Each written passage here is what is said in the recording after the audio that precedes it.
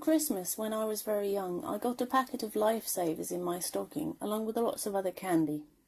I had a thing for mints back then, so I was munching on those in my room as I put away my new stuff. I got overzealous with a Lifesaver and swallowed it whole. It lodged completely in my throat, and I was breathing through the tiny hole in it, but barely. I kept trying to swallow, but it was incredibly painful, and I couldn't yell. I remember not being able to get the door open for some reason, and it felt like the Lifesaver was twisting in my throat, cutting off my air supply. I couldn't cough or anything. My vision started dimming when suddenly my mother came into the room to see why I wasn't coming back downstairs, and thinking like a fucking ninja, she brought a fist down on my back without asking any stupid questions, and the Lifesaver popped out of my throat into my mouth. I lay on the ground gasping for breath. She snapped a picture and said she was glad I didn't die, then went downstairs to tell the family that I almost died on a mint. No, I don't have the picture anymore, and every year my mum gives me a pack of Lifesavers and tells me, try not to die this time.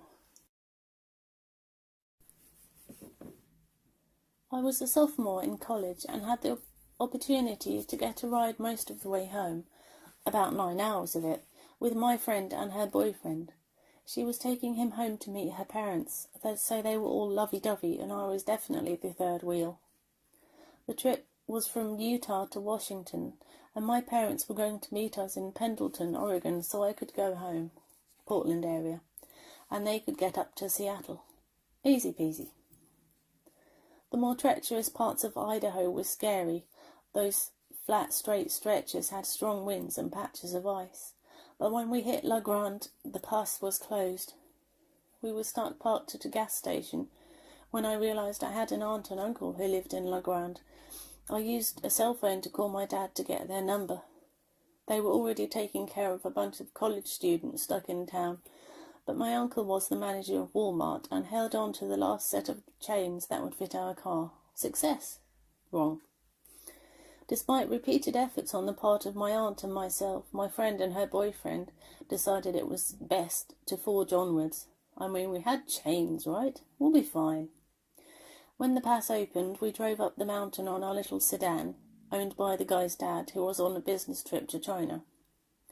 And Mr. Boyfriend only stopped to put on chains after being passed by semi-trucks going 50 miles an hour on packed snow.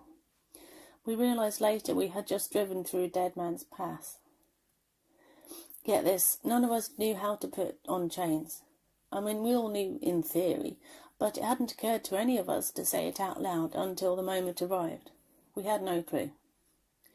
After about 45 minutes of trial and error and almost getting stuck in the snow, we had our chains on, too loosely.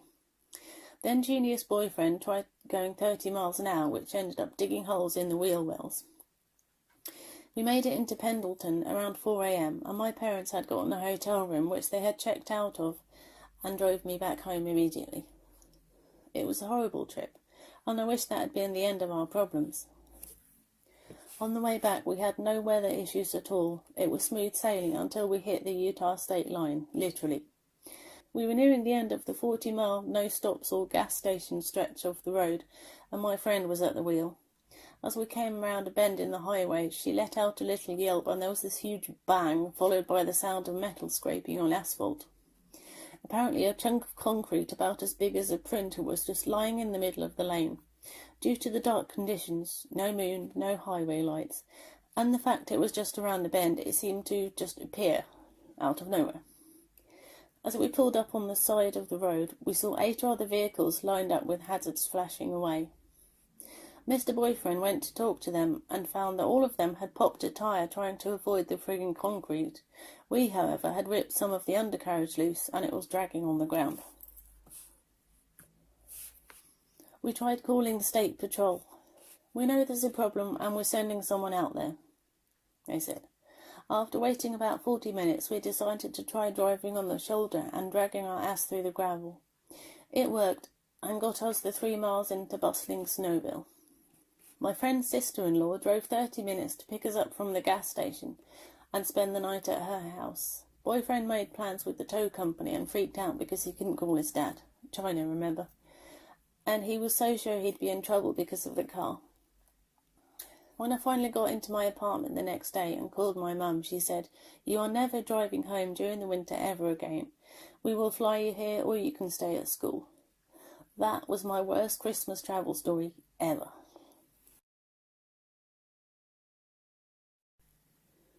When I was young, I lived in Iowa. Every year we would go out and cut down a tree to use for our Christmas tree.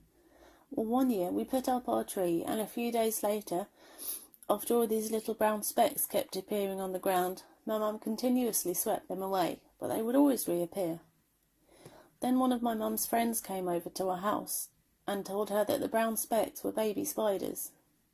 The tree we had cut down had a spider's nest in it, but luckily the spiders would die immediately after they hatched out of the eggs. We quickly got rid of the spider-infested tree and had our house cleaned. And ever since then we have been using a fake Christmas tree.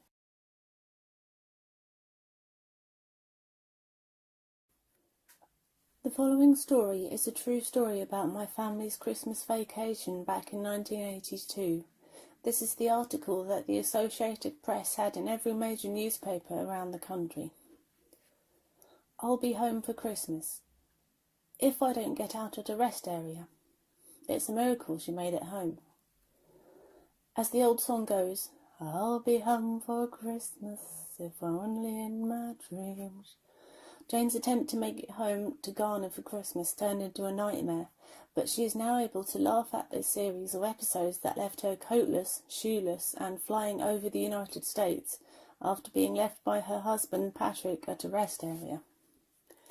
The couple left their home in Manteca, California, with their two sons, Jamie, aged 12, and Joshua, aged 8, at 2 p.m. Tuesday, December 21st, planning to drive day and night until they arrived in Ghana to spend Christmas with Jane's sister Pam and her parents, Jim and Bonnie. The first series of misfortunes began when Interstate 80 was closed due to bad weather, and they had to reroute to the north to Interstate 50. Just as they began to make their way through a mountain pass into Nevada, the road was closed. During their 3-hour wait, they purchased a set of chains, guaranteed to fit the van, Jane emphasised. But when it was time to put the chains to use, of course, they wouldn't fit.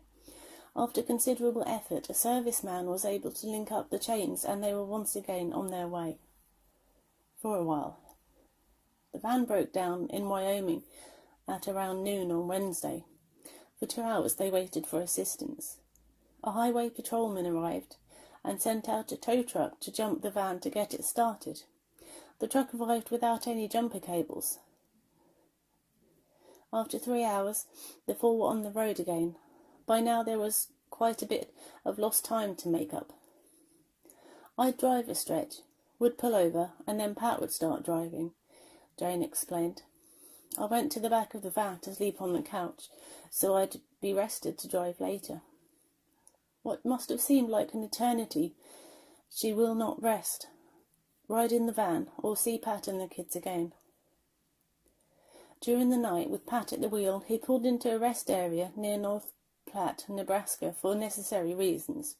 While he was away, Jane woke up and decided she better use the facilities too. Pat, trying to make up for lost time, jumped into the van and headed on his way, with never a thought that Jane had left the van. Jane herself, in a hurry, had exited the van like many women might. She left her shoes behind, her coat behind, but she took her purse. It cannot be printed what she thought when she came out of the restroom with no van in sight. It did cross her mind that she had come out the wrong door, but with a quick check, it proved that there was only one door. With haste and hysteria, she began pounding on truck drivers' doors, but these men who had pulled into the rest area to catch a few winks had left their trucks running and were oblivious to the disturbance. Jane finally did arouse a trucker and asked that he use his CB to contact Pat on the van's CB, but by this time Pat was out of reach of the radio waves. The truck driver told Jane to notify the sheriff, and the man took after Pat and the van. He was not to find him. "Where are you?" was an unanswerable question put to Jane when she called the North Platte Sheriff's Office to explain her plight.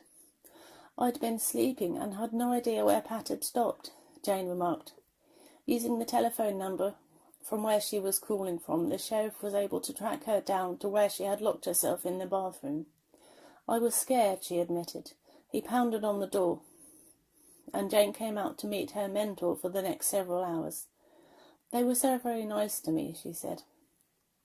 For 3 hours they sat and waited, hoping that Highway Patrol would find the van and radio the message to them.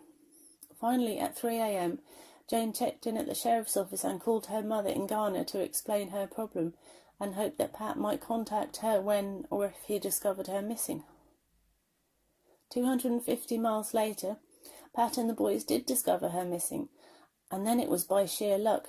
Needing fuel, Pat pulled into a service station near Lincoln, Nebraska.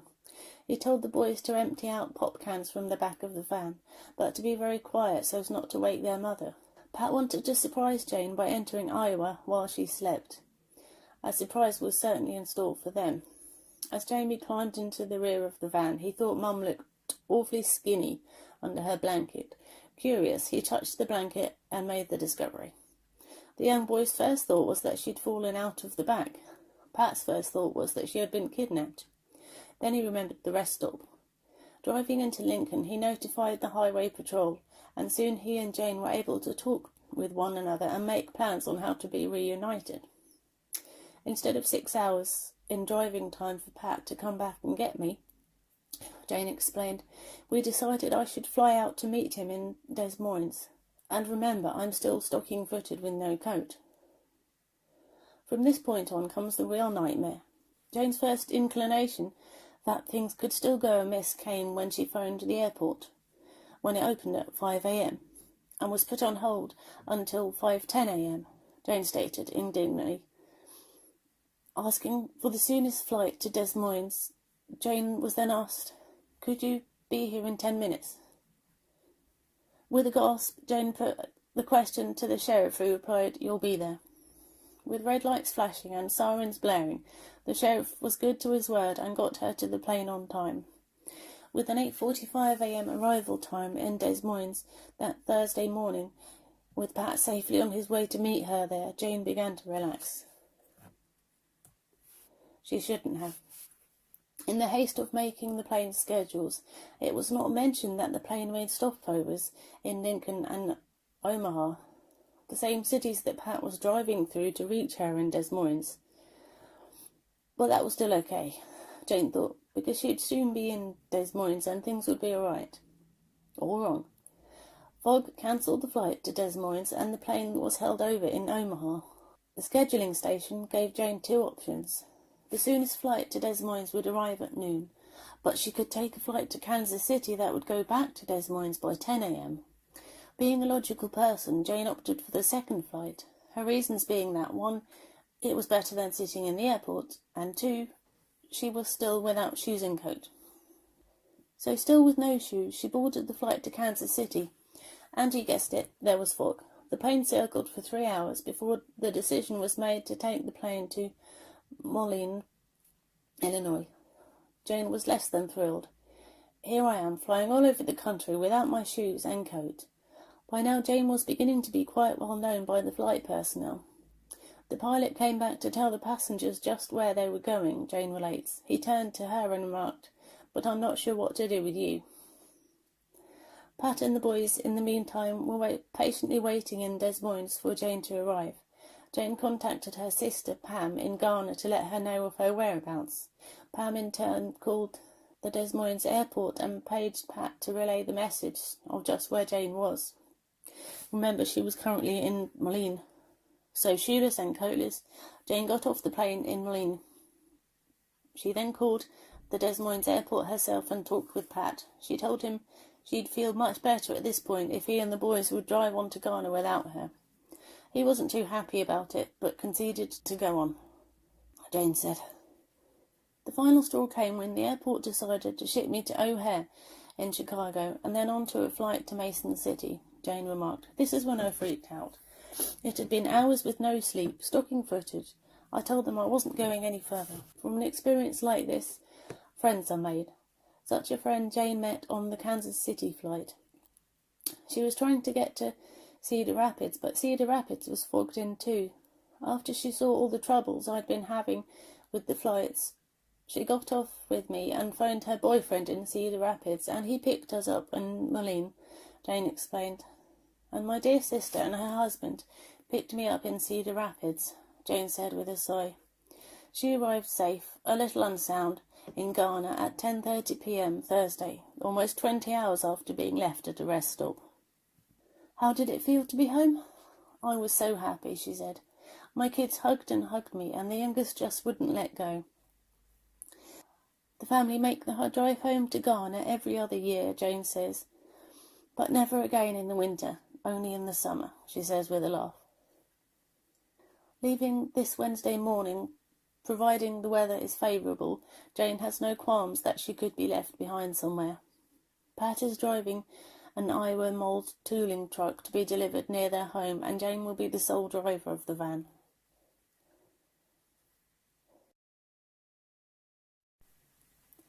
My older sister Kelly was an utter bitch in high school. The year she was 16 and I was 13, she was giving my broke-ass mum a hard time about never, ever, ever getting a decent Christmas gift, and how mum's taste is shit, and just all this crap. Kelly is the oldest of 6 kids in a broke family, so we didn't get expensive shit for Christmas, now get over it. But she just wouldn't get it. Somehow my mum convinces herself that Kelly is right, and she's going to make this year perfect for her. So they go through a department store, and Kelly points out 7 or so things that she wants for Christmas. Any of those 7 things would make her happy. My mum goes back and buys all 7 to really blow her mind, and then lets it slip that Kelly is just going to be so happy because she's getting everything she wanted. On Christmas Eve, Mum's wrapping all of the presents and realises that she only bought me 1 thing. She figures 6 perfect gifts are still good and puts my name on one of them. Christmas morning, Kelly unwraps her presents, and I'm on my second one. I unwrap some board game, I don't remember what it was, and Kelly flips out.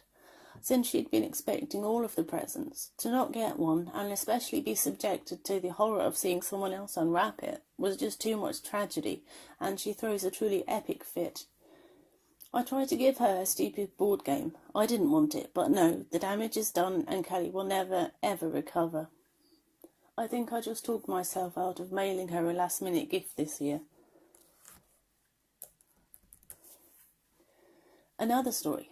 One afternoon, Kelly had a mandatory appearance, and my parents were at work. My younger brother Mark is home, but no one else who can drive. She tells Mark that she needs a ride to the courthouse. Mark says no. Doesn't yell, is totally calm, but the answer is no. Kelly is gobsmacked and starts telling him that he just doesn't understand. It's a mandatory appearance. She could go to jail. He has to give her a ride. Mark says no. She keeps telling him that he has to. He keeps saying no, and eventually she finds a friend who can get her there in the nick of time. After rehab, she has improved considerably and apologised to everyone individually for being such a mega bitch. When she apologises to Mark, he tells her that for years he's been calculating his revenge against her for an incident when she let her teenage friends give a 10-year-old Mark swirlies. Thanking her for the apology, he says that's all he wanted, and he'll abandon his revenge plans.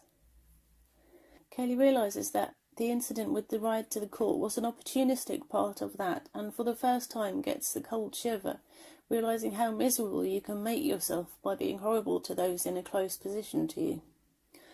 I might have wanted more than an apology personally, but Mark is a better person than I am. Also, Kelly can still be frustrating and selfish, but she is much less of a bitch than she was when we were growing up. She's improved a lot, and most of my interactions with her are very positive.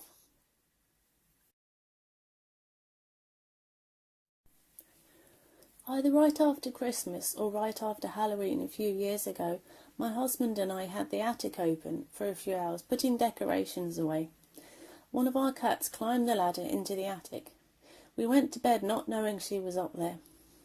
I get woken up in the middle of the night to the most horrifying caterwauling. I couldn't figure out where she was because she was walking around above me, going to vents and screeching out of them. I finally realised where she was, and after trying unsuccessfully to pull the attic open, I woke up my husband and he got her out. I decided to go outside onto the back patio and read because I was all keyed up. I had been struggling with narcolepsy and getting a medication that worked. I guess I passed out. I fell face forward onto the stone deck, broke my nose, put my top teeth through my upper lip and got a concussion. Woke up I don't know how much later, having no idea what happened and in a lot of pain. I ran into the house and woke my husband again. Fun times.